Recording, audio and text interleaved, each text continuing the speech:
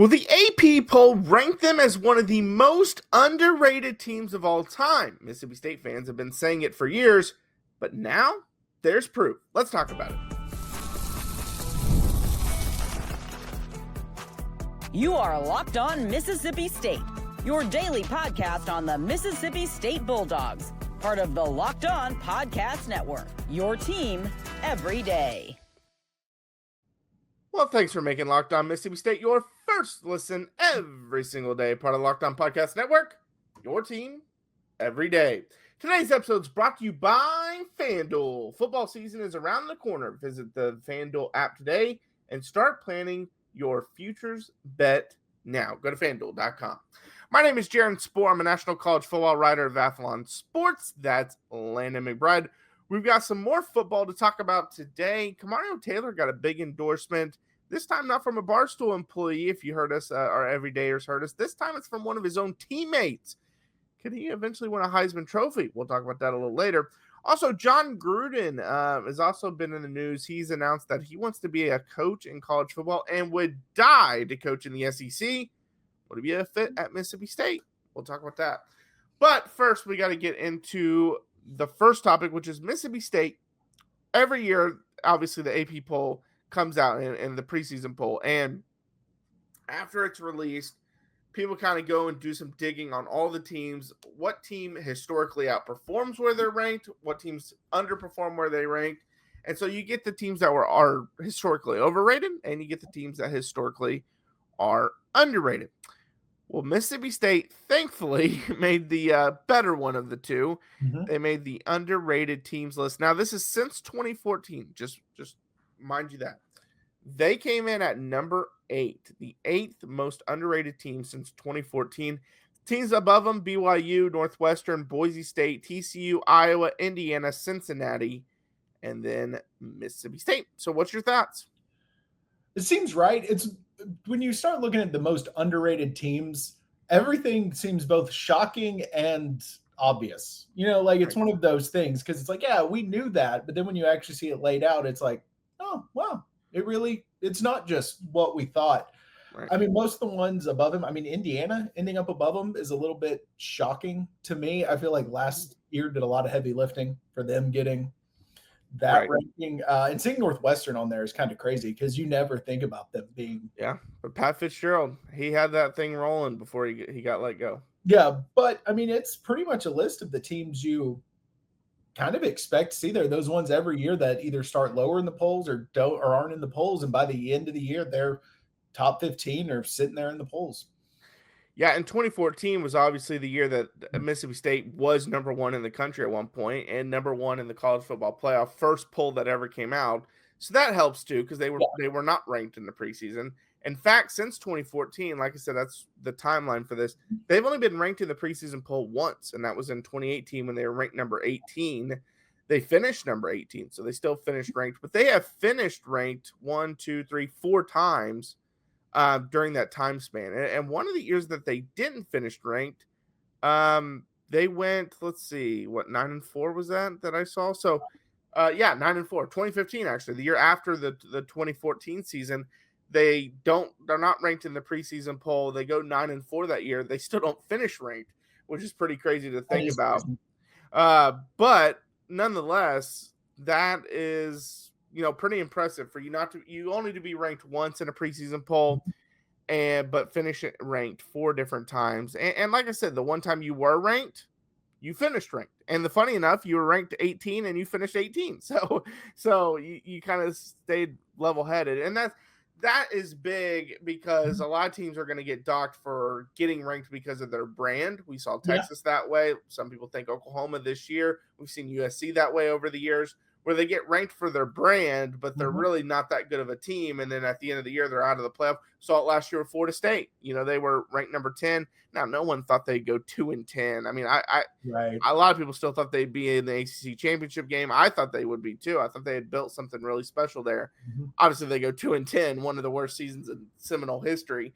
But those kind of things obviously hurt your team big time when it comes to these kind of rankings.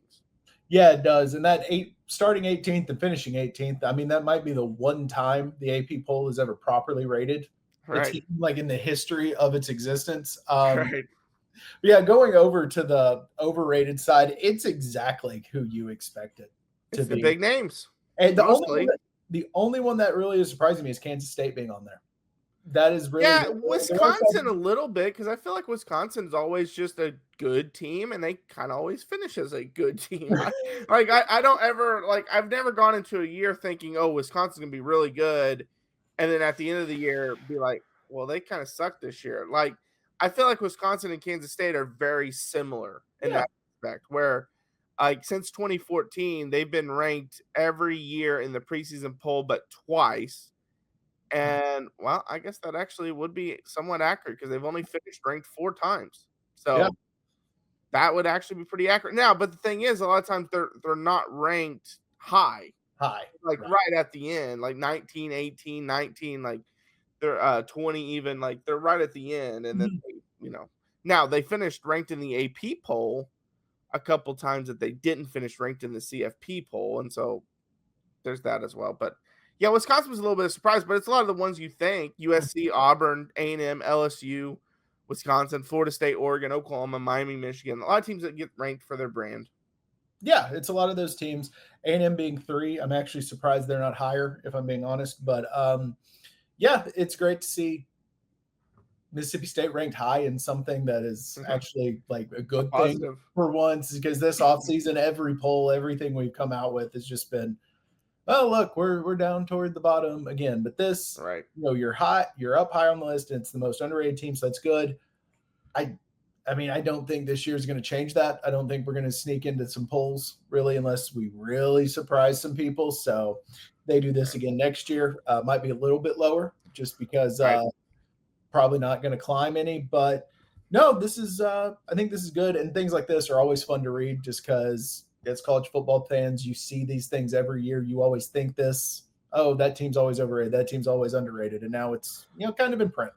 Yeah, I'm kind of surprised to see Texas so low. Now these last 2 years have helped that, but they went through a long run where it felt like they were always ranked, and then they'd go 6-7 or 5-7 or. Well, those last couple years with I will say this, that started in 2010, so it's a little before even Herman had some decent years where they finished ranked still.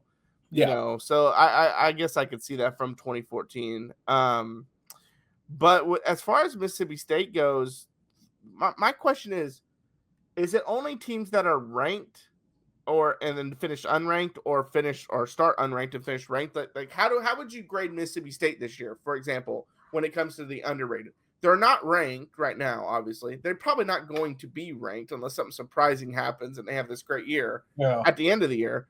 So do they get knocked for that, or does it just not really count because it's what we expected? You weren't ranked and you're still not ranked. I think it's probably pretty much a wash. That's what I would guess. Maybe you get a slight ding unless they rank every team, right?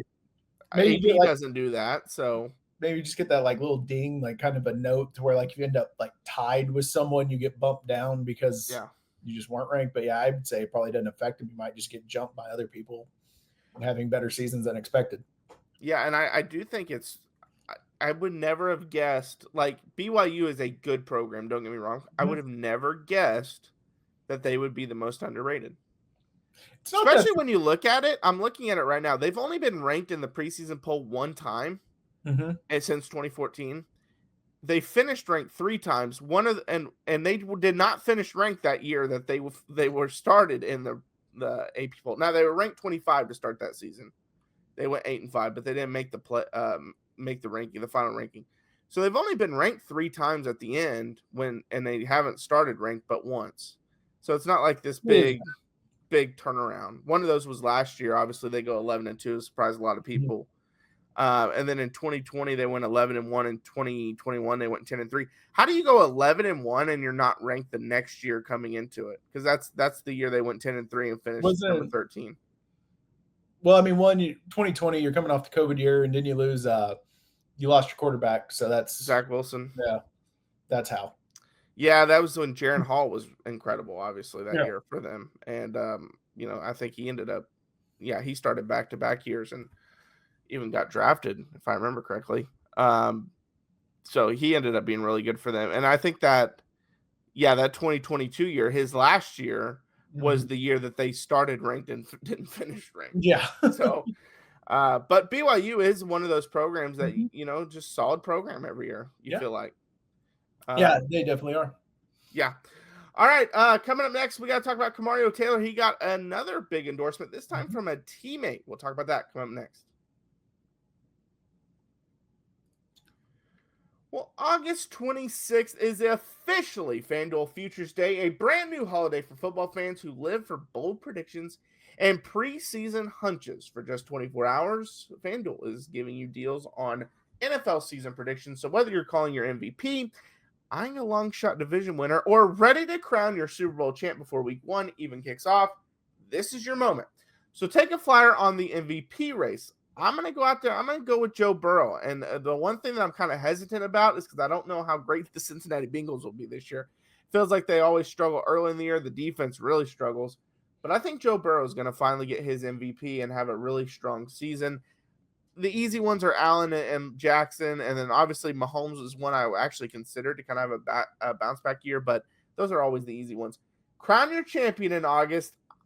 I'm going to go with the Ravens. I think Lamar finally gets them over the hump. And someone other than Kansas City finally comes out of the AFC, or parlay your division winner dark horse. I'm going with Dallas Cowboys, led by Mississippi State alum Dak Prescott as a dark horse for the NFC East. So visit the FanDuel app today and start planning your futures bet now, because Futures Day is one day and one day only.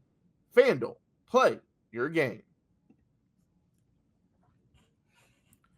Well, thanks for making Locked On Mississippi State your first listen every single day, part of Locked On Podcast Network, your team every day.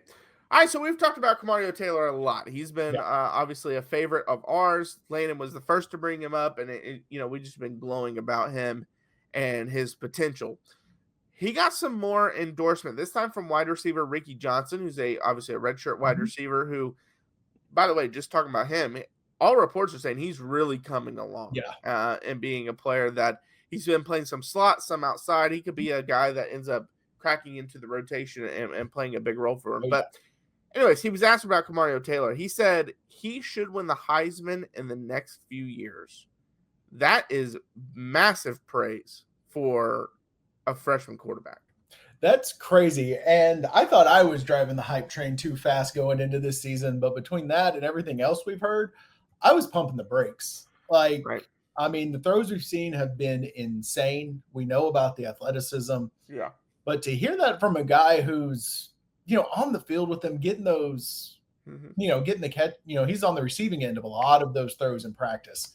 And this isn't a situation where he's the starter and, the wide receivers are hyping up the starter like, oh, that's our guy. You hear it where you're kind of unsure how the quarterback is, but all the receivers and linemen are just praising him left and right. But this is coming out of left field from one of the receivers, praising the guy who, at least according to the last scrimmage, is third on the depth chart. Yeah, right. And it's not like Croman Hawk is old either. Yeah, Croman Hawk's not old. And it's not like he's some random guy. He was a very highly rated quarterback coming out of high school too. So to hear that coming from players on the field with him when it's not, they're not pushed for it, and it's not a guy they're trying to hype up because he's a starter, like that kind of means something. Yeah, and that one thing you always hear is the players know who the better player is. Like, you're not going to fool the players. And that's why, and we see that so many times from coaches where they'll start a guy and you can just tell the team is just not behind him. And it's because the players know. They know who's slinging it, who's playing well in practice, who has the most potential. And I don't think Ricky was saying any of that to take a shot at Croman Hawk or even take a shot at Shape. It was just got some music going over there. Yeah, we got some weird things happening on my other computer over here. I was trying to pull something up. Sorry about that. No. But no, Kamario Taylor, it's just saying that, they see this potential in him. And we talked about it many times, including on yesterday's podcast, where he's very similar to Cam Newton in terms of how he plays, his style of play. We don't think he will be Cam Newton, right? Just the style of play. He's very similar. And obviously those guys, Vince Young's another one. Those are the guys that can win Heisman trophies and elevate a team. Yeah, it really comes from the dual threat ability. You rarely see guys who's going to sit back there and just pick people apart anymore, even in the Heisman Trophy Right. conversation. So yeah, it comes from that athleticism. And like we've seen, that arm strength is coming along. So if that decision making continues to progress and he learns how to play the position on top of just those raw abilities, the hype might be warranted. It's still crazy that it's coming out like this. Like, and yes, Kamario Taylor is a very highly rated recruit, but it's also not like he was the number one quarterback out of that class. This isn't some guy who everyone just 100% was like, this guy is a future stud, like across the nation consensus, great player. Obviously, we think he's going to be awesome. We've talked about him heck more than we probably talked about shaping, but it's just one of those things that I don't know if it's because it's where we are in the calendar for football that things like this start popping up. But I mean, it makes me excited for the future, but it also makes me not. I don't want Levy to rush him. Yeah, and he was a high 4-star, and he was a top 80 player in the country, top 50 if you looked at On3, but ESPN and Rivals were a little more down on him, had him at 269, 219, but he's a consensus 4-star last year, and so he's a guy that obviously has a lot of ability, but you wanted to see it, and we obviously won't see it this year, knock on wood. You would hope you don't see it this year, because that means Shapen, one, is having a good season, and two, is staying healthy, which is the most important things. But it's just, again, it just is going to continue that hype train. And the backup quarterback is the most popular player on the team. Always is, because he's not the one out there playing. So as soon as something goes wrong with the quarterback, everyone's calling for his name, even though they don't know anything about him or anything what he's doing in practice. They're just ready to see someone else because they're done with whatever's happening at the starting quarterback position. And so I have a feeling that kind of talk is going to be coming this year. If things start going south with Shapen, you're going to hear a lot of, hey, let's get Kamario out there from fans. But, obviously he has all the talent in the world. He's got to fix some of the, obviously the ball placement, the mental aspect of the game, has to get that down, which a lot of freshmen struggle with. So it's not just him, footwork and things like that, because while there's very few of these guys that are this talented that turn out to be Cam Newton and Vince Young, most of them turn out to be Anthony Richardson. And not a direct shot at him, but like, he's another guy, all the talent in the world, all these tools, gets picked in the top 5 because of the tools. Nothing he really did at Florida. He just flashed some of the stuff. He gets picked high, and it's like, oh, we got this. And then he gets injured on a play that everyone is even saying that was a day one install. He should have read that right off the line of scrimmage and been able to throw this pass. And he didn't read it, and he's in year 3, and he's still not reading basic stuff.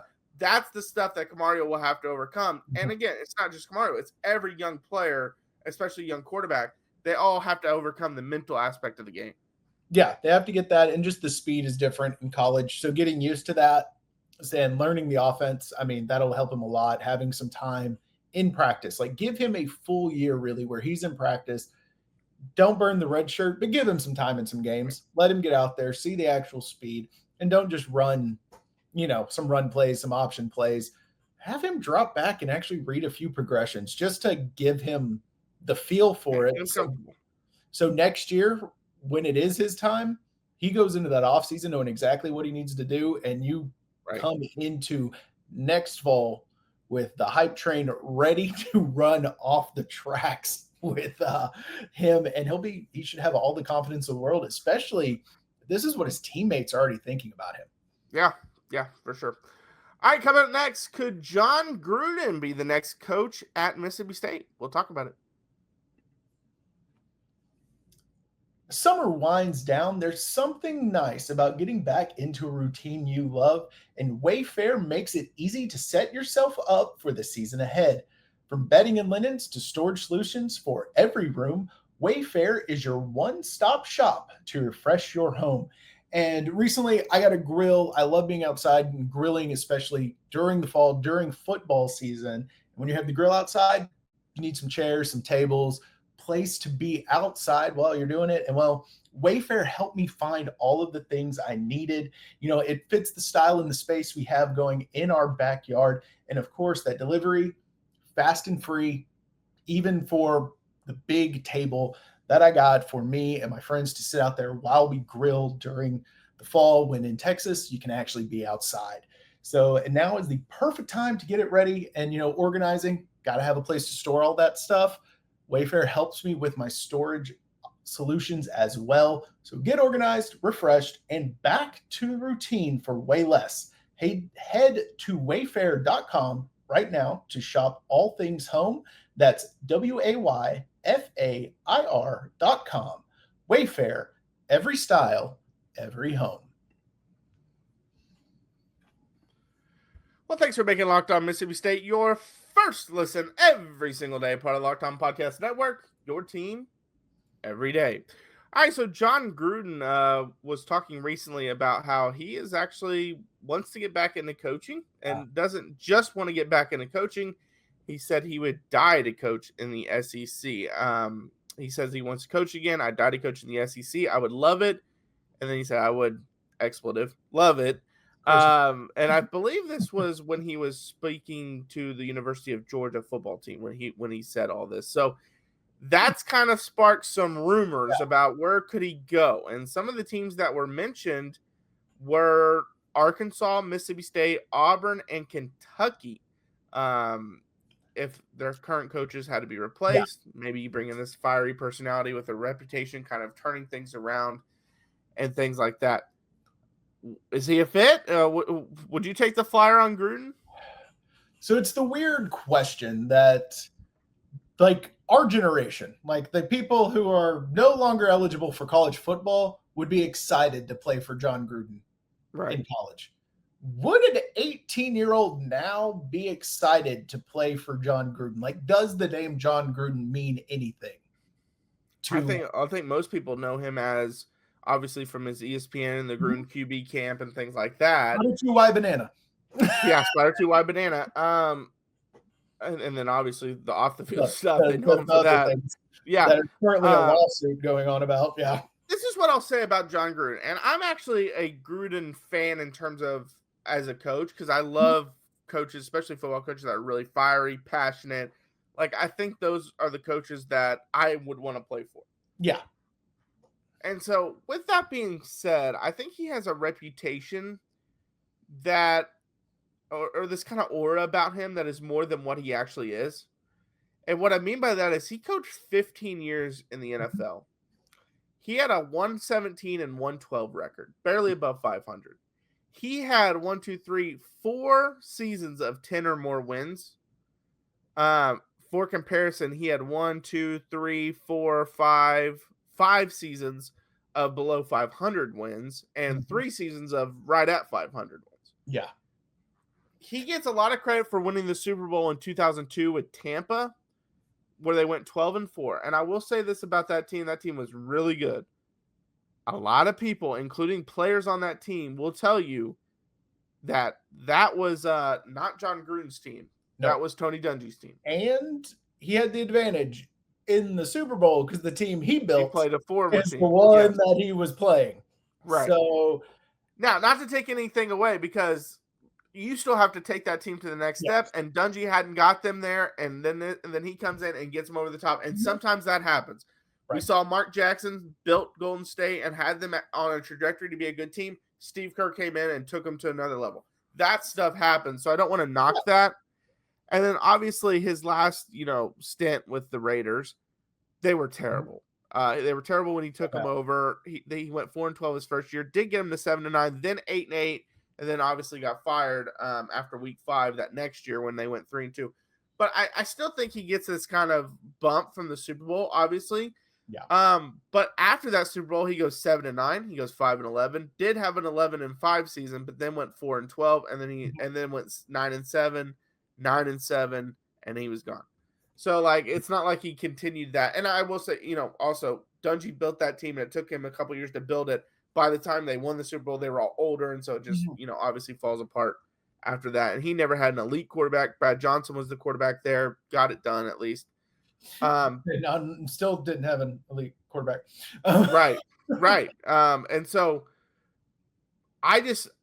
this is what I will say. So many people were adamant Bill Belichick will not work in college. and he's won what, 6 Super Bowls, 5 Super Bowls, whatever it is, 7, I think, if you count his assistant coaching. Like he's won it. If you count it. Yeah, maybe it's 6 and then 8, but regardless, he's won a lot of Super Bowls, and there's a lot of people who don't think he will work. Yeah. But then people are for certain Gruden's going to work. That doesn't make sense to me. The only thing I think it's the personalities, because Belichick is Belichick. Sure. And whatever that for good or bad, he is always the same, except for when his 22-year-old girlfriend is doing press conferences or on the beach. But Gruden is always Gruden, and Gruden is a personality that gets people to buy into things. He does. So I think his Chucky videos are hilarious. So I think that's why more people are like, this could work. I mean, if it doesn't work out with Levy, maybe you throw a flyer on it and just be like, hey, maybe it gets the boosters engaged and people just start chunking NIL money. And that might happen because, like you mentioned, he relates a lot to those. Right. Love John Gruden. So maybe that's a route you take. It's not something that would get me super excited from like it to be the team that I'm a fan of. But from the outside looking in, I would be like, well, let's see how this works. Yeah. Yeah. All right, knock on wood if you're with me. He's our next coach.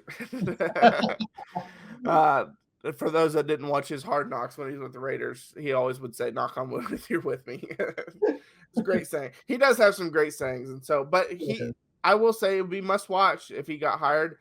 Hopefully Levy doesn't fail and we're good there. But if Levy did fail, I don't mind taking a flyer on someone like that with the championship pedigree. So I'm not saying no when I brought up that Belichick comparison. I'm just saying it's just funny how people react differently with people they like versus people they don't like. Like Belichick has the most success of any NFL coach ever, and it's like, he's not going to win. He's only been in the NFL.